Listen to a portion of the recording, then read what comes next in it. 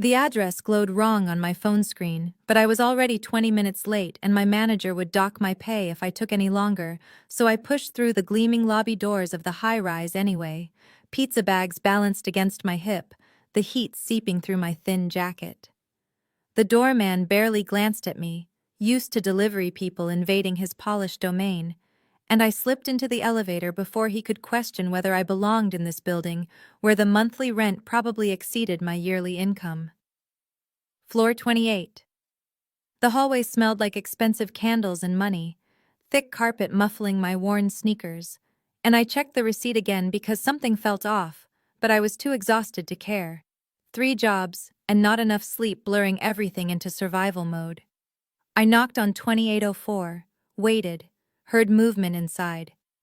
The door opened and my breath caught because the man standing there was shirtless, all carved muscle and dark ink swirling across his chest and shoulders, and his eyes were gray like winter storms, cold and assessing in a face too handsome to be safe.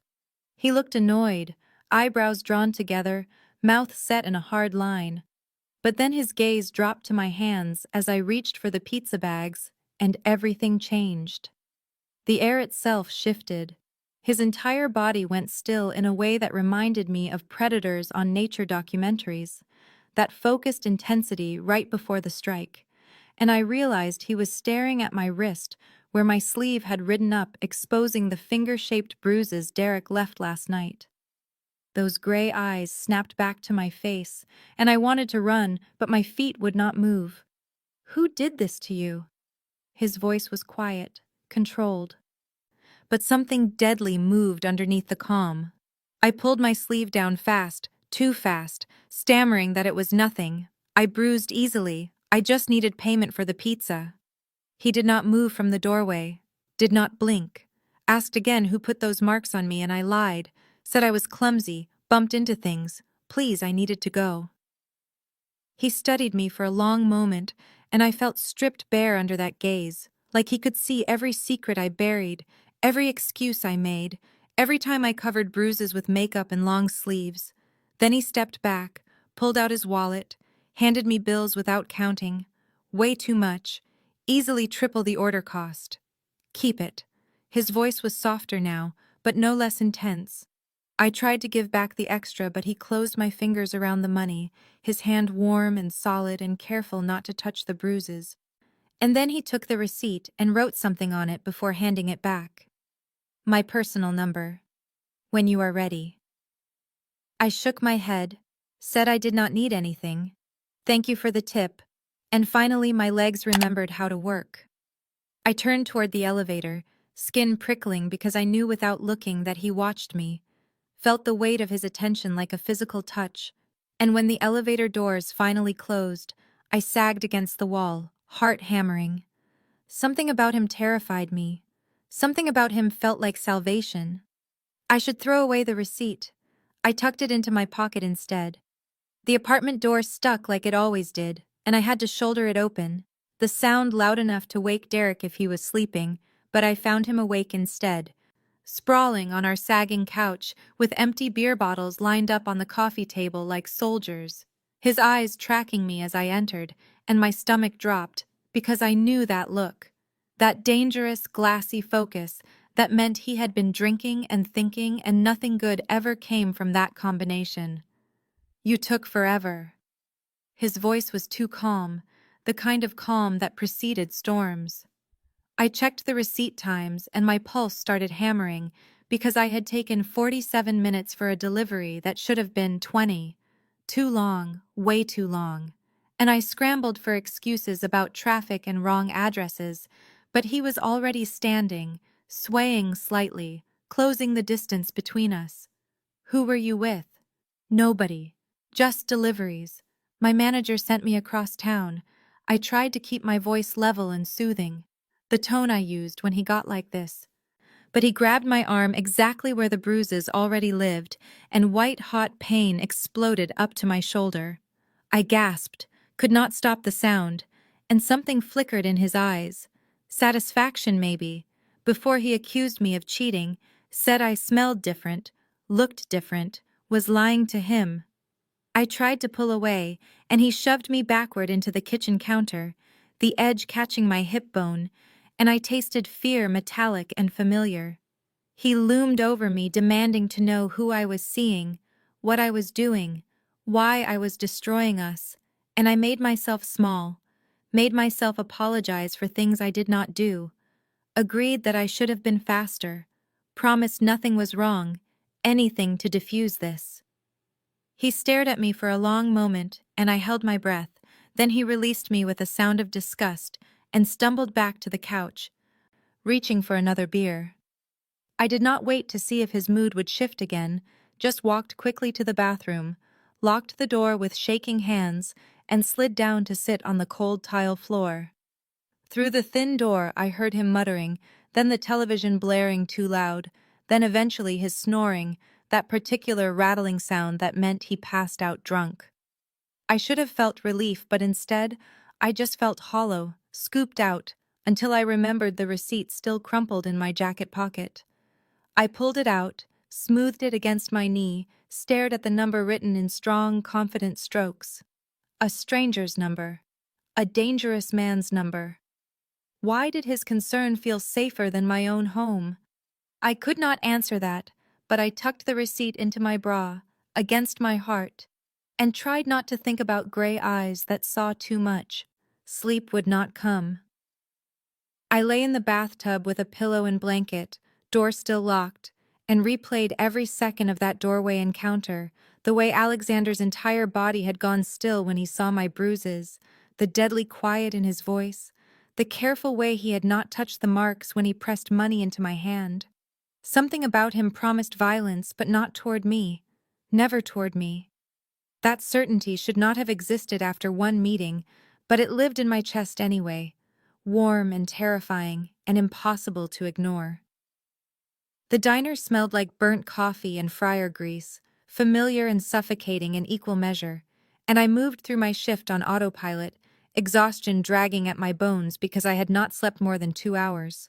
Every noise in the apartment jerking me awake in case Derek changed his mind about passing out.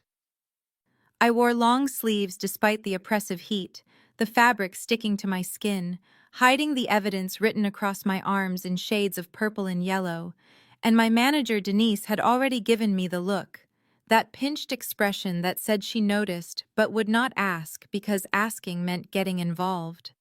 The lunch rush thinned to scattered customers, truckers and elderly couples and teenagers cutting class. And I refilled coffee mugs and delivered plates of eggs and pancakes while my mind replayed gray eyes and careful hands and a phone number I should have thrown away but kept instead, pressed against my heart like a talisman. The bell above the door chimed, and I glanced up automatically, then froze because a black luxury car was pulling into the parking lot outside, sleek and predatory among the rusted sedans and pickup trucks, completely out of place in this neighborhood where everything was tired and worn down. My heart started hammering before I even saw him emerge from the vehicle, tall and commanding in dark slacks and a crisp white shirt, moving with that controlled grace that marked him as dangerous. And when Alexander Tremaine walked through the diner door, every conversation seemed to pause, people sensing without understanding that an apex predator had entered their space. His eyes found mine immediately, something flickering in that winter gray, when he saw me in my stained uniform and cheap sneakers, and he walked to my section, slid into a booth by the window, waited. I grabbed a menu with shaking hands and approached, hyper-aware of Denise watching from behind the counter, of the other waitress Amy staring openly, of how badly I did not belong in the same universe as this man. "Coffee," he said when I reached the table, his voice quiet and even, and when our eyes met I felt stripped bare again, exposed, like he could catalog every sleepless hour and every flinch I had hidden. I poured his coffee, tried to keep my hands steady, asked if he wanted anything else, and he said, "Why did you not call me?" I pretended not to understand, said I did not know what he meant, turned to leave, but his hand moved across the table and covered mine. Not trapping, just touching, warm and solid and steadying. And I stopped breathing. He held my gaze and slid a business card across the table with his other hand. Explained in that same quiet voice that it was a security company. They helped women in difficult situations, resources and protection for people who needed to disappear. I pulled my hand back and lied, said I was fine, everything was fine. He did not need to worry about a stranger. But he leaned back and studied me with something almost like sadness in his expression. You are a terrible liar, Clara. Hearing my name and his voice did something to my chest, made it hard to pull in air, and I realized he had learned it somehow, had found out who I was, and that should have terrified me, but instead I felt seen in a way that made my eyes burn. He told me when I was ready, call the number. Someone would answer any time, day or night, and then he stood and placed 2 20s on the table for a $3 coffee, and walked out before taking a single sip, leaving me standing there with the business card burning in my pocket, and my heart racing, and the certainty that everything had just shifted again, tilted further towards something I could not take back. My break came 45 minutes later, and I disappeared into the back storage room with my phone, hands still shaking from the weight of the business card burning in my apron pocket. And I opened the browser and typed Alexander Tremaine into the search bar, my thumb hovering over the enter button for a long moment, because part of me knew that once I looked, once I confirmed what my instincts were already screaming, everything would become real and irreversible. The search results loaded, and I scrolled through them with my heart climbing into my throat, finding nothing concrete at first. Just a few mentions in society pages about charity galas and business acquisitions, a photo of him in a tuxedo looking devastating and untouchable at some fundraiser. But then I found the forums, the rabbit holes where people whispered about things they could not prove, threads about the Tremaine family controlling half the organized crime in the city, about Alexander taking over the empire at 19 after his father died, in what was officially ruled a heart attack, but unofficially understood as an execution, about territory and gambling and protection rackets and violence delivered with surgical precision. I delivered pizza to a mafia boss. The words repeated in my head like a prayer or a curse, and my stomach twisted because he knew where I worked, knew my name, had tracked me down after one encounter, and that kind of reach spoke to resources and power that should have sent me running. Except he also offered help, extended his hand when he had no reason to care about some broken waitress with bruises she tried to hide. My phone buzzed and I nearly dropped it. Saw Derek's name flash across the screen, the first of what would become 15 texts over the next 2 hours. Starting with, "Where are you?" Then escalating to "Who are you with?" and "You better not be ignoring me," and "I know you are hiding something," then the whiplash shift to "Baby, I am sorry about last night and I love you, and please talk to me, and why are you doing this to us?" The pattern was so familiar it made me nauseous. This cycle I had lived through 100 times. His anger followed by remorse, followed by suspicion, followed by promises. Spinning endlessly until I could not remember which version of him was real or if any of them were.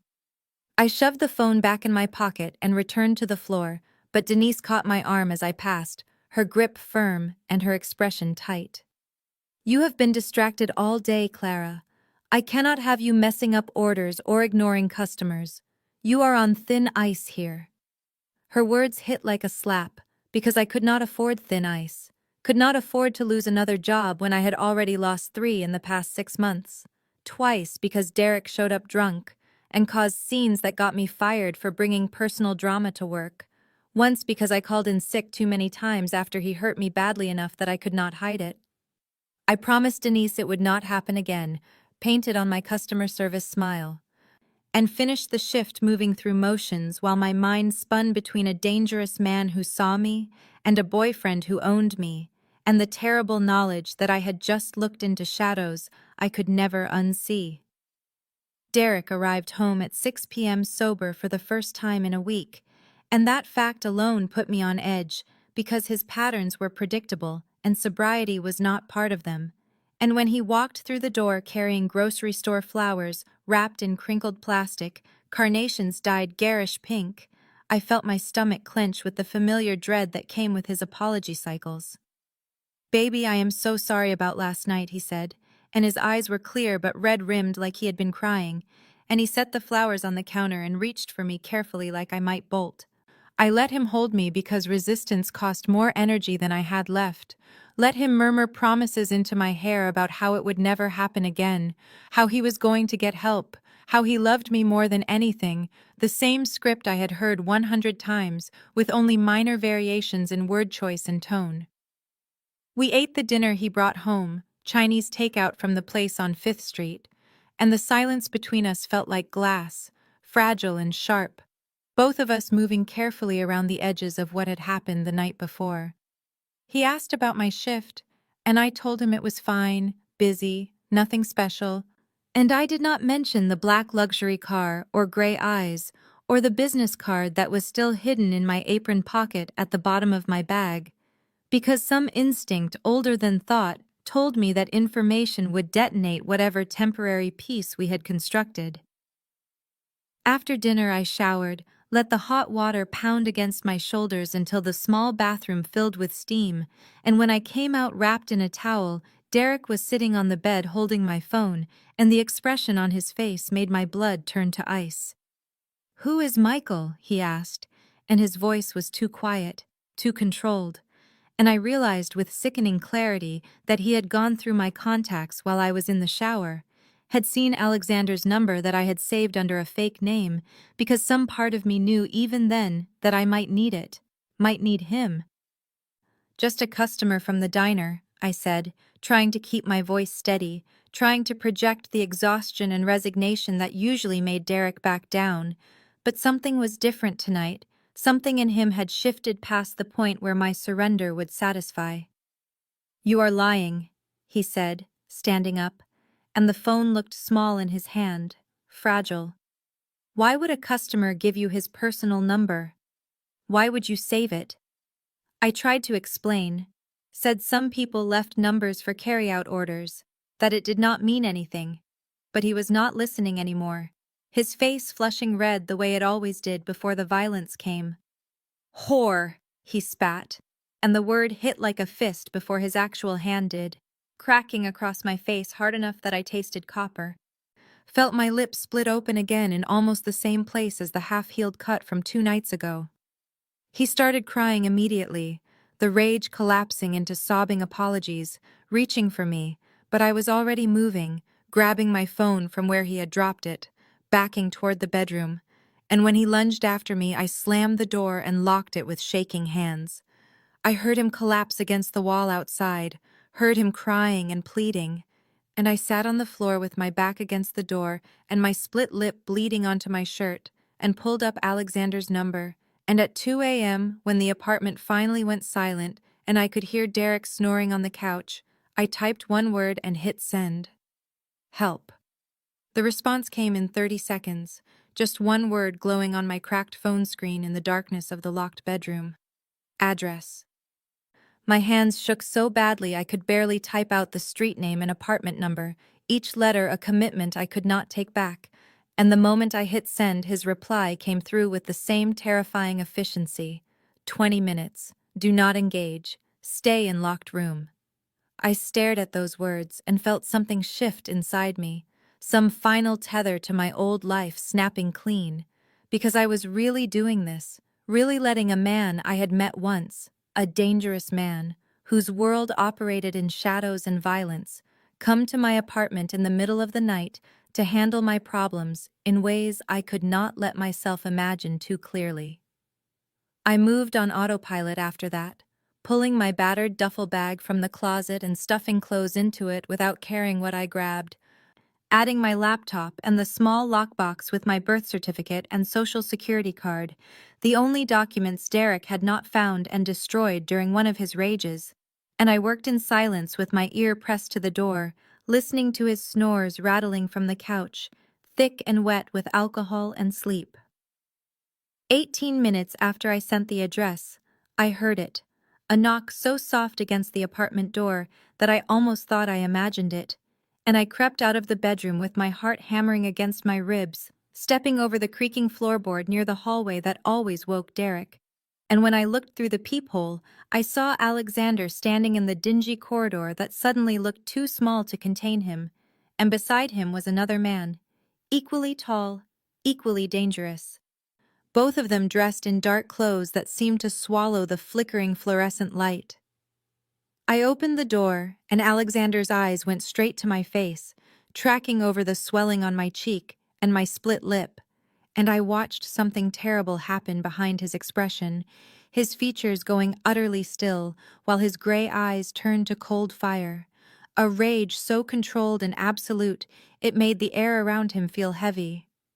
"Where is he?" Alexander asked, his voice quiet in a way that promised destruction, and I pointed toward the living room where Derek's snores continued undisturbed, and Alexander turned to the other man and said, "Nicholas, take Clara downstairs to the car," and the command was absolute. I hesitated, my feet refusing to move, because some part of me needed to know what would happen, needed to witness the moment my old life ended. But Alexander looked at me with those burning eyes and said, "I promise you, Clara, he will not follow you." And then softer, ever, and the certainty in his voice should have terrified me. This confirmation that he would do something irreversible and possibly unforgivable to Derek.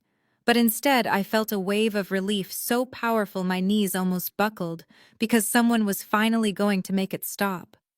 Nicholas turned out to be a man of few words, which I appreciated because I had none left in me, and he guided me down the narrow apartment stairs with a hand hovering near my elbow, never quite touching, but ready to steady me if I stumbled. And when we emerged onto the street, the black SUV waited like some sleek predator, windows tinted so dark I could not see inside. And he opened the back door and helped me in, with surprising gentleness, for someone built like he could break a person in half without effort. The interior smelled like leather, and something expensive I could not name, and Nicholas handed me a bottle of water and a small package of tissues without comment, just a brief nod before he closed the door and took position outside the vehicle, standing with his back to me, scanning the empty street, like threats might materialize from the shadows between the flickering streetlights. I sat in the silence and darkness and tried not to imagine what was happening 3 floors above me. Tried not to picture Alexander and Derek in that cramped living room with its stained carpet and broken blinds, but my mind conjured images anyway, violence playing out in flashes behind my eyes. And I pressed the cold water bottle against my split lip and told myself I did not care what happened to Derek, that he had made his choices and now faced the consequences. But guilt still twisted in my stomach because some part of me had been trained to feel responsible for male anger, trained to believe I caused the violence I received. I heard it then, voices raised and harsh filtering down through the building's thin walls. Derek's voice high and panicked, another voice too low and controlled to make out words, and then silence, heavy and absolute, the kind of silence that meant something had shifted, something had ended. My hands started shaking so badly I nearly dropped the water bottle, and I watched the building entrance with my heart hammering against my ribs, counting seconds that stretched into hours. And then Alexander emerged, just walking out the front door like he had simply paid a social call, his clothes unmarked, his stride unhurried, and even from a distance I could see his face was composed, almost serene, no evidence of whatever had transpired upstairs except for something dark and satisfied in his eyes, when Nicholas opened the door and Alexander slid into the back seat beside me. The driver, a silent figure I had not even registered before, started the engine without being told, and Alexander looked at me with those gray eyes that saw too much, and he said simply, "Go." And we pulled away from the curb, away from that building that had been my prison, and I finally found my voice and asked, "What did you do?" needing to know, needing to understand what line he had crossed for me. Alexander was quiet for a moment, his jaw tight, and then he said, "Derek received a clear message and a financial incentive to leave the city permanently. He will not bother you again," and his voice held such certainty, such absolute finality, that I knew whatever had happened in that apartment had been thorough and terrifying and probably involved threats I could not let myself imagine in detail. I should have felt guilty, should have felt afraid, should have questioned what kind of man solved problems with intimidation and violence, but instead I felt something else entirely. A lightness spreading through my chest, like I had been holding my breath for 2 years and could finally exhale, liberation so profound it made me dizzy. Alexander asked, "Where do you want to go?" And the question was simple. But the answer was impossible, because I had nowhere, no family who would take me in after I had ignored their warnings about Derek. No friends left after he had systematically isolated me from everyone who cared. No money for a hotel or apartment deposit. Nothing except the clothes in my duffel bag and the bruises on my skin. I admitted I have nowhere, and the words tasted like failure, and Alexander studied me in the dim light filtering through the tinted windows, the city sliding past outside, and he said I have a guest house on my property, separate space, fully secure. You can stay there just until you stabilize, figure out your next steps, and I understood what he was really offering, understood that accepting meant stepping fully into his world, the world of a man who could make other men disappear with a conversation and a financial incentive. But I also understood I was choosing this, choosing him, choosing whatever safety his dangerous protection could provide. And I said yes before I could second-guess myself, said I accept, and watched something shift in his expression, satisfaction and possession, and something almost tender. And he nodded once and told the driver an address I did not recognize, and we drove through the city toward whatever came next. The guest house turned out to be bigger than the entire apartment I had shared with Derek, bigger and more beautiful than anywhere I had ever lived in my 26 years. And when Alexander unlocked the front door and gestured me inside, I felt like I had stepped into some alternate universe where people actually lived like this, with gleaming hardwood floors and soft rugs that probably cost more than my car, with furniture that looked like it belonged in magazines, with windows that stretched floor to ceiling and showed a manicured lawn disappearing into darkness. Alexander moved through the space with easy familiarity, turning on lights, adjusting the thermostat, explaining things in that low, controlled voice that made me feel simultaneously safe and hyper-aware of his presence. And he showed me the security system with its sleek touchpad by the door, walking me through the code twice to make sure I had it memorized, telling me the system connected directly to his phone and to a private security company that would respond in under 3 minutes if I triggered the alarm.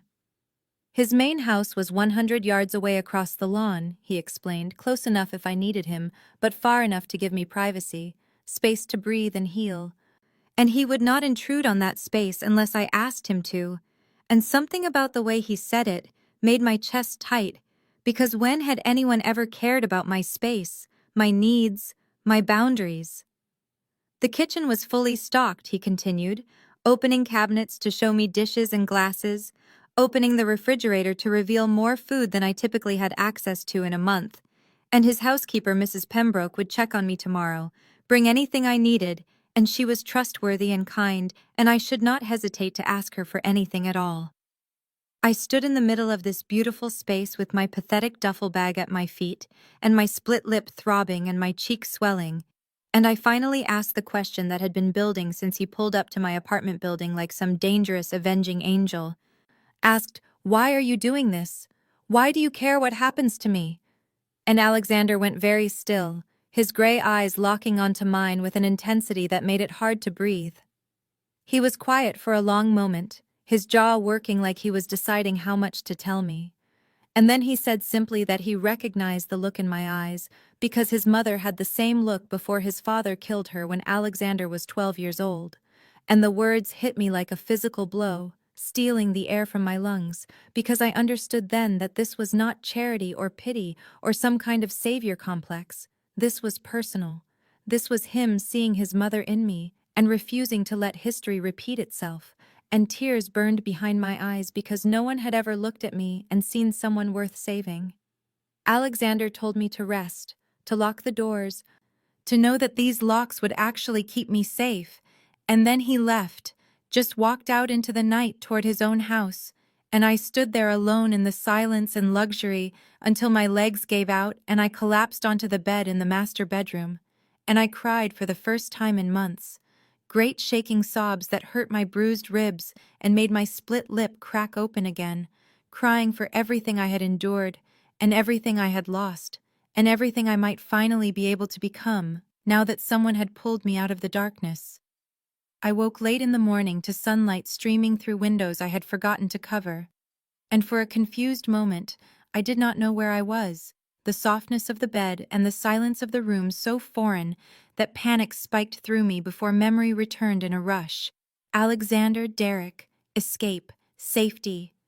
And I lay there cataloging the unfamiliar ceiling and the absence of fear that had been my constant companion for so long. Someone had left a tray outside the guest house door, and when I opened it, I found breakfast still warm under covered dishes, pastries, and fruit and coffee that smelled like actual quality beans, and a note in elegant handwriting that read, "I hope you slept well. I will check on you this afternoon, Mrs. Pembroke."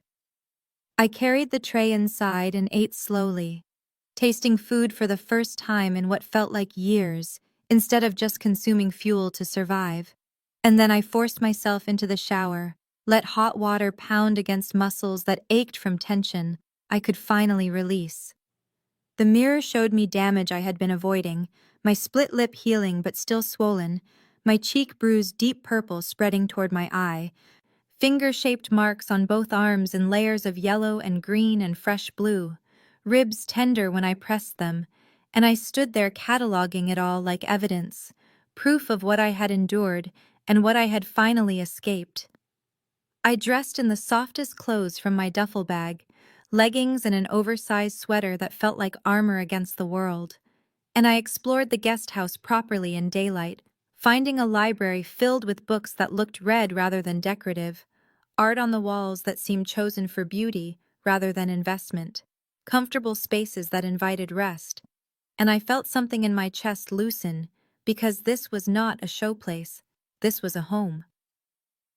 Through the window, I saw Alexander's main house across the lawn, larger and more imposing, and movement caught my eye. Alexander himself visible through a window. On his phone, pacing with that controlled intensity I recognized, looking severe and powerful in ways that should have frightened me. And as I watched, he glanced toward the guest house like he knew I was there, and our eyes met across the distance, held for a moment that stretched and pulled tight. He ended his call abruptly, said something I could not hear, and then he was walking across the lawn toward me with purpose in every stride, and my heart started hammering because I did not know what this was, what we were, what happened now. He knocked on the door and I let him in, and he asked, "How did you sleep?" His gray eyes searching my face, taking in the bruises with an expression that made my breath catch, and I admitted better than I have slept in years, which was true. I had not woken once in terror, or frozen in fear listening for footsteps. I watched him catalog my appearance the way I was cataloging his, the tailored shirt that fit him perfectly, the expensive watch, the controlled power he wore as easily as his clothes, and he asked if I was afraid of him, direct and unflinching, and I considered lying, considered saying no, but I had enough of lies and said yes, but not the way I was afraid of Derek, and I saw understanding flash in his eyes. Alexander appreciated my honesty in a way I could see in the slight relaxation of his shoulders, the softening around his eyes, and he moved further into the guest house, keeping a careful distance like he understood I needed space even as we talked about danger and protection and the reality of what his life actually was. He explained in that measured, deliberate voice that he ran security and logistics businesses, some legal and some less so, and he would not insult my intelligence by pretending otherwise, would not dress up his empire in polite euphemisms. When the truth was, he controlled significant portions of this city through methods that existed in gray areas, and sometimes darker places than that.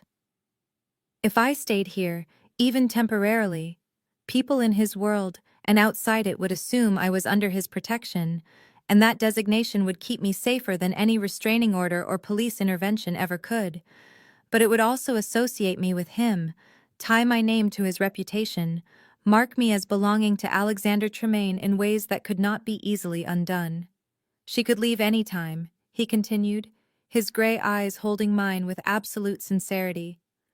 And he would set me up with an apartment in a different part of the city, give me enough money to start over properly, create a fresh start somewhere far from both Derek and from him, and there would be no judgment in that choice, no resentment, just his genuine wish for my safety and happiness, whatever form that took. I found myself asking what happens if I stay, the question coming out quieter than I intended, and I watched something shift in Alexander's expression, his eyes darkening to smoke and steel, intensity radiating from him in waves that made my skin prickle with awareness. They would navigate that together, he said, his voice dropping lower, and the words felt like a promise and a warning and an invitation all at once, felt like standing at the edge of a cliff and being asked if I wanted to jump. I felt a pull toward him I did not understand, could not explain, this dangerous, beautiful man who had shown me more respect and genuine care in the past 24 hours than Derek had managed in 2 years, who looked at my bruises with fury on my behalf rather than shame at what I had allowed, who offered me safety and choice and honesty when I had been living in lies and fear for so long. I told him I wanted to stay, at least until I figured out my next steps, at least until I could think clearly and plan properly and become someone who could stand on her own. And Alexander nodded slowly, something flickering in his eyes that might have been satisfaction or relief or want. He told me to rest, to recover, to let my body and mind heal in this protected space, and they would talk again soon. And then he was walking toward the door, and I watched him go with a strange ache in my chest because I realized something profound and terrifying.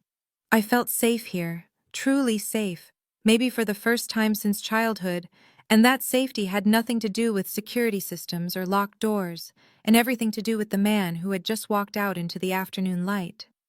Over the next 3 days, I barely saw Alexander, except in glimpses through windows or across the lawn when he moved between buildings with that focused intensity that seemed to surround him like a force field. But evidence of his care was everywhere, woven into the fabric of my new temporary reality, in ways that made my chest ache with confusion and gratitude, and something I could not yet name. Mrs. Pembroke appeared like clockwork, with meals that were perfectly balanced and delicious, comfort food elevated to art, and she stayed to chat while I ate, her presence gentle and undemanding, asking nothing but offering companionship that felt like a lifeline after years of isolation Derek had carefully constructed around me. A doctor visited on the second day, a woman in her 50s with kind eyes and competent hands, who examined my injuries with professional detachment but personal warmth, asking careful questions about pain levels and range of motion, prescribing cream for the bruises, and something to help me sleep without nightmares. And when I asked who sent her, she just smiled and said I was in good hands now. New clothes appeared in the guest house closet on the 3rd morning, my size exactly. Soft fabrics in colors I loved, but had stopped wearing because Derek said they made me look like I was asking for attention. And when I protested the expense to Mrs. Pembroke, she laughed and said Alexander was particular about protecting what was his. I objected immediately that I was not his, not anyone's.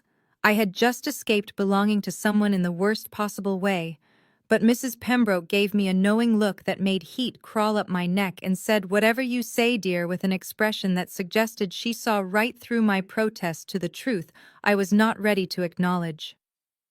On day 4, Alexander invited me to dinner at the main house, and I changed clothes 3 times, nervous like I was going on a first date instead of crossing a lawn to eat with the man who had rescued me from hell, finally settling on a simple dark blue dress from the new clothes that made me feel pretty without trying too hard. The dining room was intimate rather than imposing, candlelit and warm, and Alexander stood when I entered, his gray eyes tracking over me with an appreciation that made my breath catch. and he pulled out my chair like I was someone worth this kind of careful courtesy. He poured wine, rich and red, and asked about my life before Derek, before the bruises and fear, and I found myself talking haltingly about dreams I had abandoned, the business degree I left unfinished when money ran out, the family who stopped speaking to me when I would not leave Derek the first time they noticed something was wrong, the person I used to be before I learned to make myself small and quiet and invisible.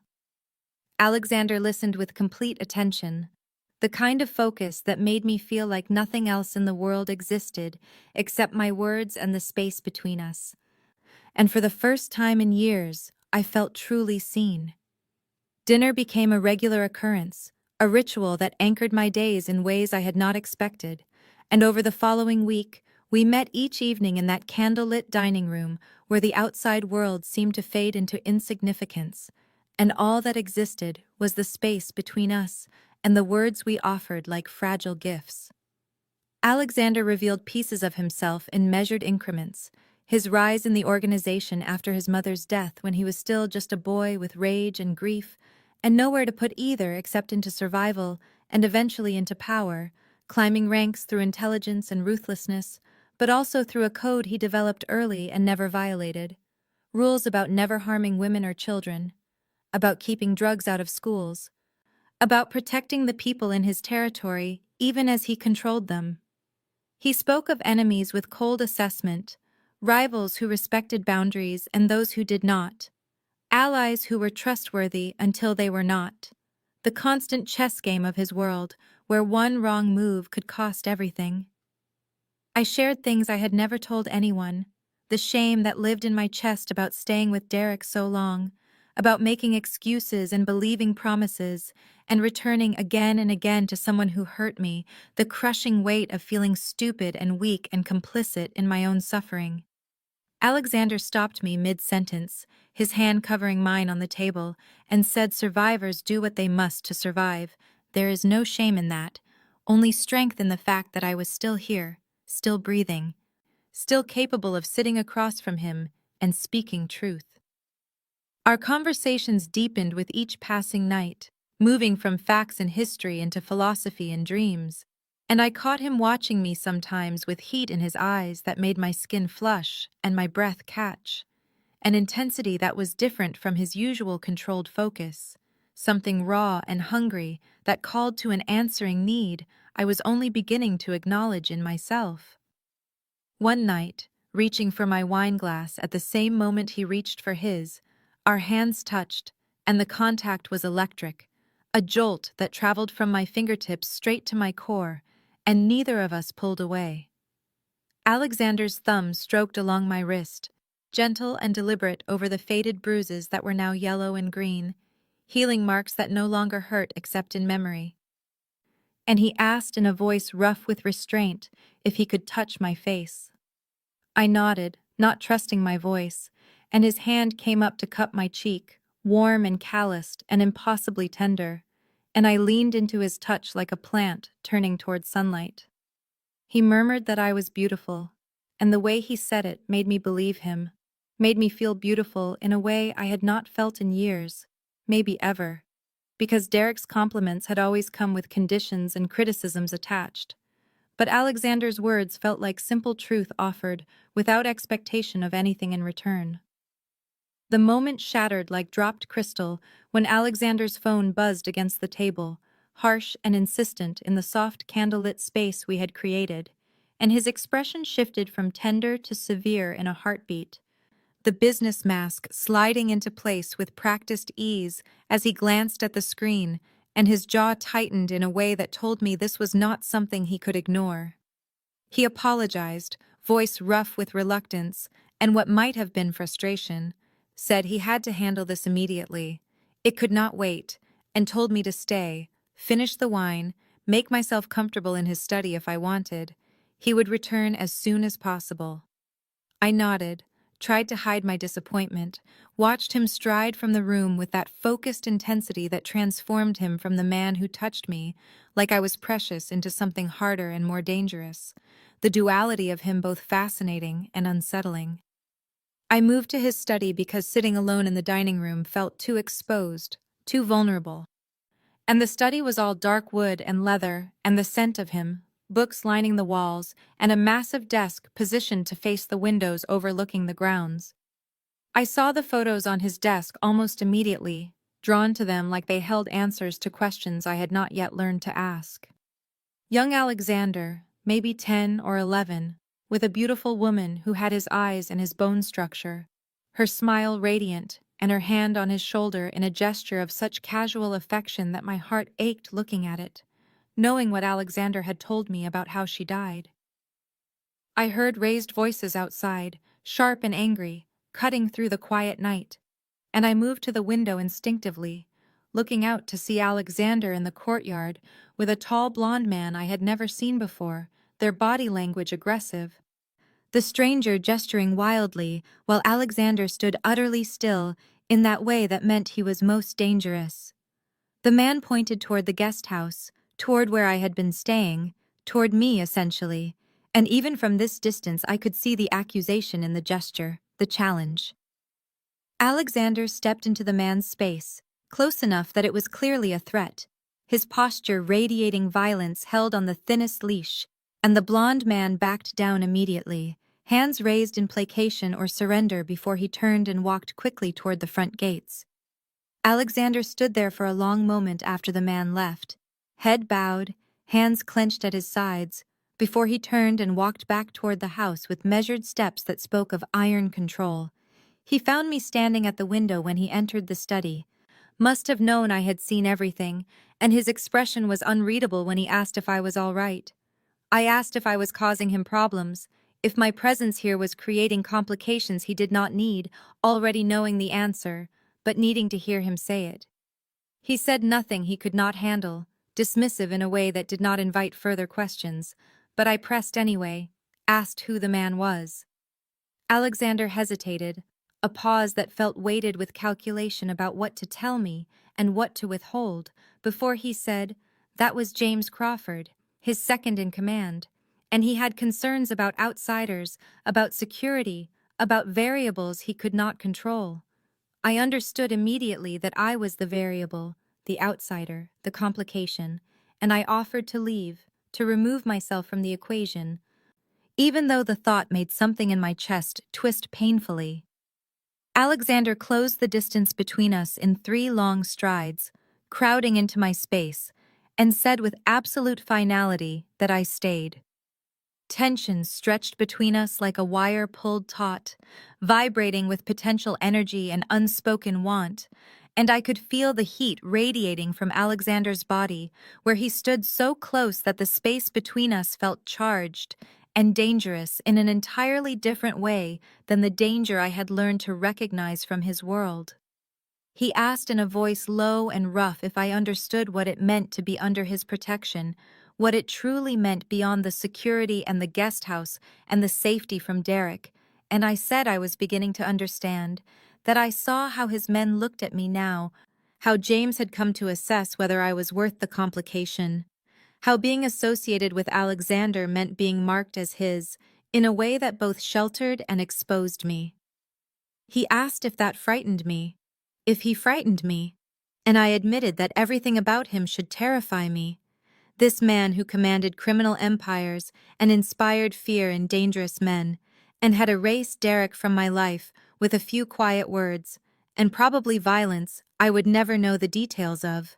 But instead of fear, I felt safe for the first time in years, felt like I could breathe fully without waiting for the next blow.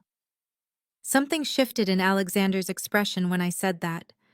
The iron control he maintained so carefully slipping just enough that I could see the raw need beneath it, the want he had been restraining out of respect for my healing and my trauma, and the power imbalance between us. He stepped closer, closing the last inches of distance, and framed my face with both hands, his palms warm and slightly rough against my cheeks, his thumbs stroking gently along my cheekbones as he asked in a voice that shook slightly if he could kiss me. I whispered yes, barely able to force the word past the tightness in my throat and the hammering of my heart. And then his mouth was on mine, and it was nothing like kissing Derek. Nothing like the demanding, possessive way Derek had taken affection, like it was owed to him. Alexander kissed me like I was precious, like he was afraid I might break or disappear, gentle and reverent and seeking rather than taking, and I melted into him, my hands coming up to grip his shirt as my knees went weak with the overwhelming rightness of it. He pulled back after a long moment, resting his forehead against mine, both of us breathing hard, and said we should go slow, that I deserved courtship and consideration and time, not rushed intensity born from crisis and proximity. I laughed, the sound slightly breathless and edged with something like hysteria, and said that nothing about this situation was slow or normal, that I had moved into his guest house and into his life, and into his world in a matter of days, and slow had never been an option for us. His smile was rare and devastating, transforming his severe features into something almost boyish, and he agreed. Said slow was perhaps not our strong suit, and then he kissed me again, deeper this time, with less restraint and more hunger, and I responded with matching intensity, pouring into the kiss all the confused feelings I had been struggling to understand, the gratitude and attraction and growing certainty that this dangerous man was somehow exactly what I needed. Next morning, I woke to sunlight streaming through the guest house windows and the scent of roses filling the bedroom, and on the nightstand sat a crystal vase holding a dozen deep red blooms and a note in strong masculine handwriting that said he had business meetings all day, but I was in his thoughts and he would see me at dinner. I smiled, actually smiled in a way that felt unfamiliar on my face, like muscles remembering an expression they had forgotten, and I felt absurdly like a teenager with her first crush. Giddy and nervous and hopeful in a way that seemed ridiculous given the circumstances, but felt wonderful anyway. Mrs. Pembroke found me humming while making coffee in the guest house kitchen, and she gave me a knowing look, her eyes twinkling with barely suppressed amusement as she said, I had a certain glow about me this morning, and she was happy to see it. I felt heat rise in my cheeks, but could not stop smiling, and she patted my hand in that maternal way she had and said, Alexander deserved happiness, and perhaps I did too. I spent the morning helping Mrs. Pembroke with household tasks, needing purpose and activity to channel the restless energy humming through me. And she talked while we worked, sharing stories about Alexander, how she had come to work for him 15 years ago when he was just 19 and newly in charge of the family business, how fierce and brilliant and lonely he had been, how she had watched him build an empire but never let anyone truly close. In the afternoon I was reading in the guest house when a knock at the door made me tense, instinctive wariness flooding through me, because Alexander was gone, and I did not expect anyone. And when I looked through the peephole, I saw James Crawford standing on the doorstep, looking polite but serious.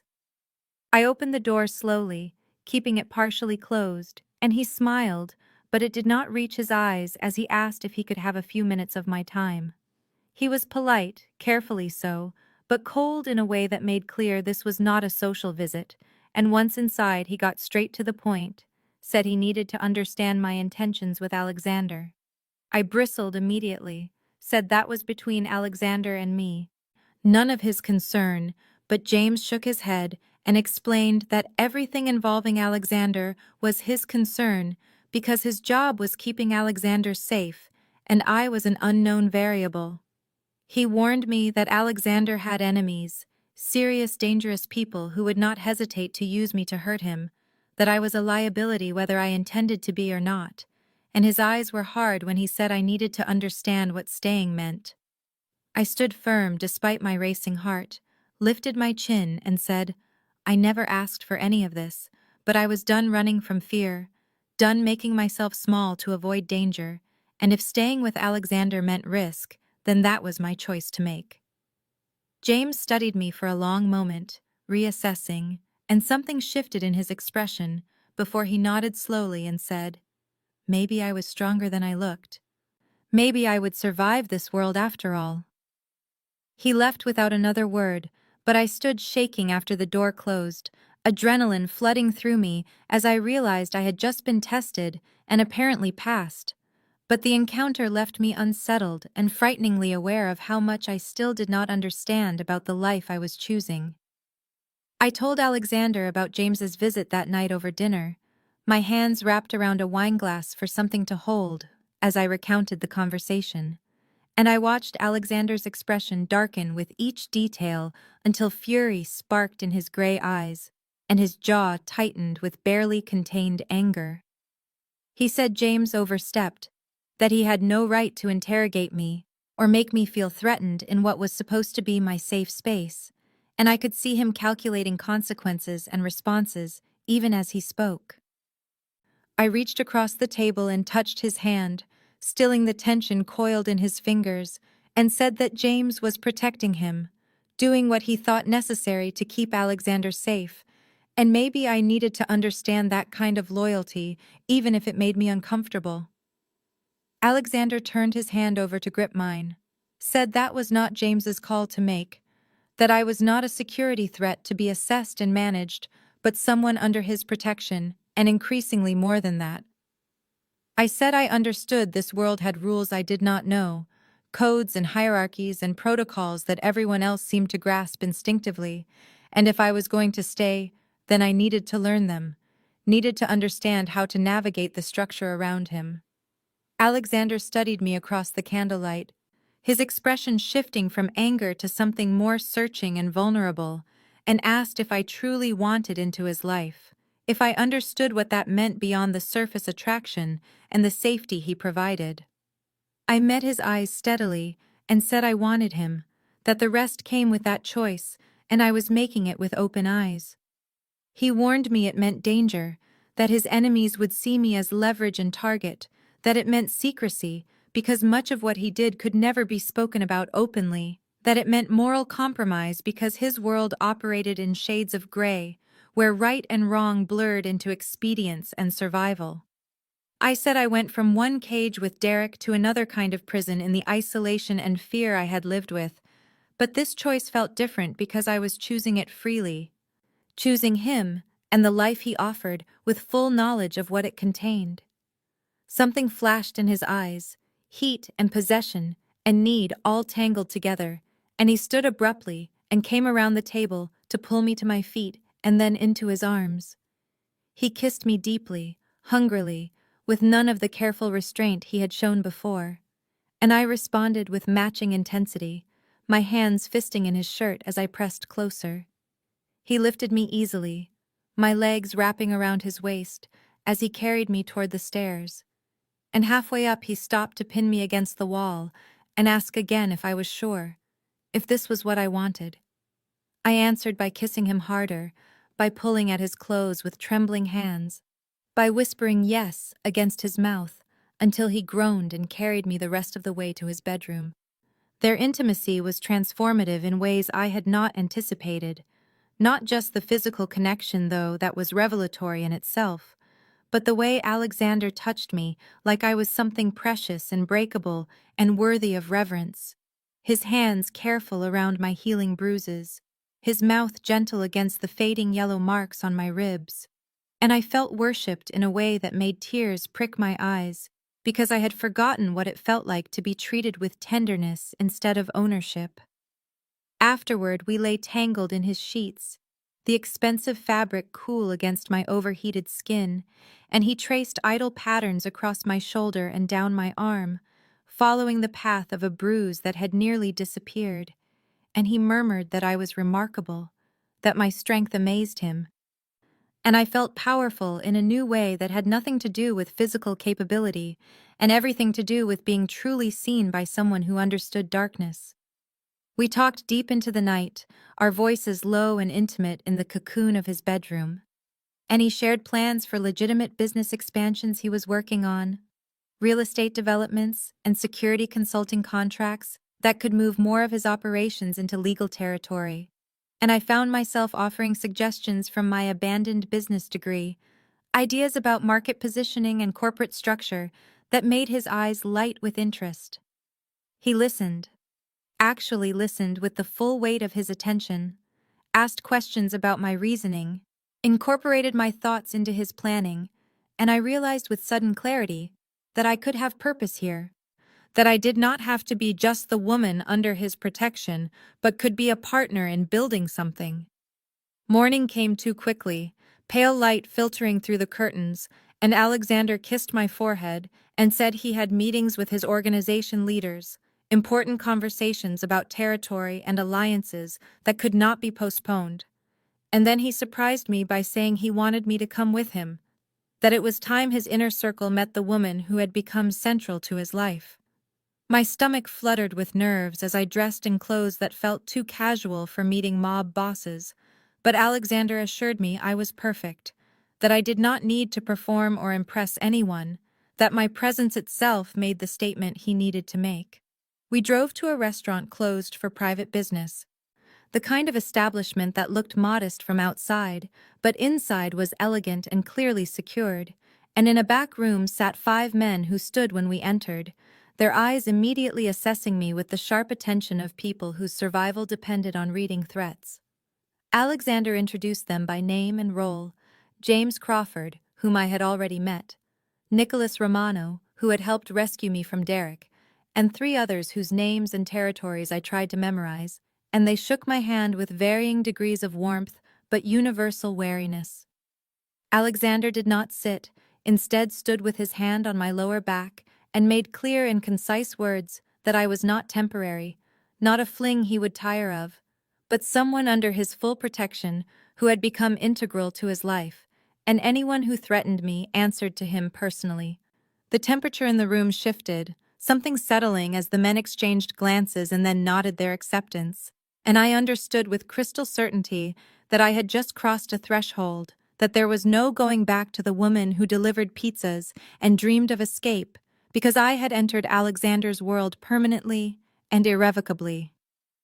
Weeks passed in a blur of integration and transformation as I found myself woven into the fabric of Alexander's life in ways that felt both natural and surreal, and he gave me real work managing the legitimate sides of his business empire, the security consulting firm, and the real estate holdings that operated in full daylight with proper contracts and legal structures. I proved myself capable quickly, my abandoned business degree finally finding purpose as I streamlined operations and identified expansion opportunities, and I watched the men who had assessed me with such wariness begin to nod when I spoke in meetings, to ask my opinion on deals, to treat me as more than just the boss's woman. Alexander and I grew closer with each passing day, the intensity between us deepening into something profound and unshakable. And he told me he loved me one night after a charity gala, where I had worn emerald silk and stood beside him as he networked with politicians and businessmen who pretended not to know the source of his wealth. I said it back without hesitation, because I meant it with every fiber of my being, and I saw the way his eyes softened with something like relief, as though he had feared I might not feel the same depth of emotion. But danger came as it inevitably does in his world, swift and brutal, and targeting the weakness everyone could see. I was taken from a parking garage 3 blocks from Alexander's office building, grabbed from behind as I walked to my car, a cloth over my mouth that smelled chemical and wrong, and I woke in a warehouse with my head pounding and my wrists zip-tied to a metal chair. My captor stepped into view, and my blood turned to ice because it was Derek, alive and smirking and clearly working with people who wanted to hurt Alexander through me. He said he had sold information about me to a rival organization, details about my routines and vulnerabilities, and they had paid him well while also offering him the revenge he craved after Alexander had driven him from the city. Fear spiked through me sharp and familiar, the old terror of being at Derek's mercy, but it was tangled now with fury because I had fought so hard to escape him and build something new. Derek gloated about how Alexander would have to trade territory and concessions to get me back, how this would cripple the Tremaine Empire, and I laughed bitterly, despite my split lip, because he had no idea what he had started. I told him Alexander did not negotiate with people who took what was his, that Derek had just signed his own death warrant, and I watched uncertainty flicker across his face before rage replaced it. He hit me hard across the face, and I tasted blood again, that familiar copper tang. But I did not break or beg, because I was not the same woman he had terrorized, and I knew with absolute certainty that Alexander was already coming for me. And gunfire erupted outside the warehouse in sharp staccato bursts that made Derek's head snap toward the sound, his bravado crumbling into panic as he realized Alexander had not come to negotiate, but to wage war. And I watched Derek's hand shake as he pulled a gun from his waistband and pressed the cold metal against my temple, his voice high and desperate as he screamed that he would kill me if anyone came closer. The warehouse door exploded inward with a boom that reverberated through my bones, and Alexander walked through the smoke and chaos like an avenging angel, alone with his hands visible and empty. But his face was death itself, all cold fury and lethal promise, and I had never seen anything more terrifying or more beautiful. Derek's gun pressed harder against my skull as he shouted that Alexander needed to back off, or I would die, that he wanted guarantees of safe passage and money and a dozen impossible things. But Alexander's voice, when he spoke, was calm and certain as a blade, telling Derek to let me go and he could walk away, that this did not need to end in more bloodshed. Derek laughed wildly and said he was not stupid enough to believe that lie, that Alexander would hunt him forever, and I felt the tremor in Derek's body behind me, fear and desperation making him unpredictable and more dangerous. Alexander's eyes found mine across the space between us, and I saw the message there as clearly as if he had spoken it aloud, the slight tilt of his head and the focus of his gaze telling me to trust him, to be ready, and I understood with perfect clarity what needed to happen. I threw my weight backward suddenly, the chair tilting on its back legs, and Derek's gun jerked away from my head as he tried to compensate for the shift, and in that fraction of a second, Alexander moved with deadly precision, his hand producing a weapon I had not seen, and firing once with the cold efficiency of a man who had done this 100 times before. Derek dropped like a puppet with cut strings, the gun clattering across concrete, and I hit the ground hard, still tied to the chair, pain radiating through my shoulder and hip. But I was alive and Derek was not.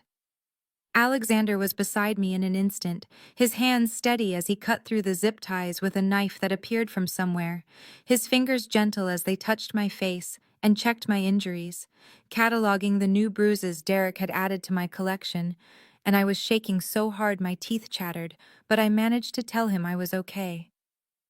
He pulled me into his arms right there on the filthy warehouse floor, held me against his chest where I could hear his heart racing despite his outward calm, and he promised in a voice rough with emotion that no one would ever hurt me again, that he would burn the world down before he let anyone take me from him. I believed him with every cell in my body. Police sirens wailed in the distance, growing closer, but Alexander's expression did not change as he helped me to my feet, his arms supporting me as we walked out of the warehouse past the bodies of men who had thought they could use me as leverage, and Nicholas was waiting with the SUV, his face grim but satisfied. Alexander told me quietly that everything was handled, that the police would find a kidnapping victim rescued by private security, self-defense, and justifiable force. All the pieces already in place before he had even breached the warehouse, and I marveled at the reach of his power and planning. We drove home through city streets that looked surreal in their normalcy, people going about ordinary lives while I sat covered in blood that was not mine, and Alexander kept his hand on my knee the entire drive, grounding me, reminding me I was safe. When we finally walked through the door of his house, our house, I broke down completely, the terror and adrenaline draining away and leaving me hollow and shaking. And Alexander carried me upstairs and held me in the shower as warm water washed away the physical evidence of the nightmare, his quiet reassurances more healing than any medicine. Later, wrapped in soft clothes in his bed, I realized with absolute certainty that home was not a place anymore but a person, and that person was Alexander Tremaine, dangerous and deadly and completely mine, just as I was irrevocably and permanently his. The aftermath settled over us like dust after an explosion. And in the days and weeks that followed Derek's death and the dismantling of the rival organization that had thought they could use me as leverage against Alexander, I found myself recovering both physically and emotionally in ways I had not thought possible. Alexander never left my side during the healing process, canceling meetings and delegating responsibilities so he could be present as I worked through nightmares and sudden panic attacks triggered by unexpected sounds or movements. And his steady presence became my anchor in a way that made me understand the difference between dependence born of fear and partnership built on choice. I came to understand the full scope of his world during those months, the violence and moral complexity that existed beneath the surface of legitimate business operations, and I accepted it with clear eyes because I was not a naive victim anymore, but rather a partner to a dangerous man who had shown me more respect and care than anyone in my previous life ever had. I helped expand the legitimate operations with genuine enthusiasm, applying my business knowledge to real estate acquisitions and security consulting contracts, while understanding that the shadows underneath funded and protected everything we built in the light. Alexander proposed 3 months after the kidnapping on an ordinary Tuesday evening, as we sat on the terrace watching the city lights spread below us like scattered diamonds, and the ring he offered was simple and perfect, a single emerald flanked by diamonds that caught the light like captured fire. He asked me to marry him and share his life completely, all of it, the empire and the danger and the future we would build together. And I said yes without hesitation, because I had already chosen this path the moment I texted him for help from my locked bedroom.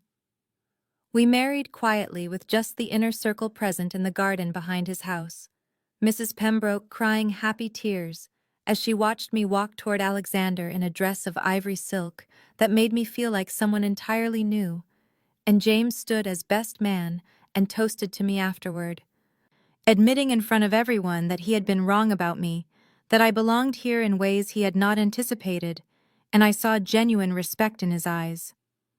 On our wedding night, Alexander held me close in the darkness of our bedroom and told me that I had saved him as much as he had saved me, that I had given him something beyond the empire he had built from blood and necessity, a reason to imagine a future that included more than territory and power. I responded that I had found myself in his protection, discovered strength I had not known I possessed, and together we had built something real and lasting from the broken pieces we had both carried. Neither of us was perfect, and our life together would never be simple or safe, but we were perfect together in our imperfection. Two damaged people who had recognized something essential in each other that first night, when a pizza delivery to the wrong address had changed both our lives forever, and the future stretched before us dangerous and uncertain, but utterly ours to claim and defend and shape into whatever we chose to make it.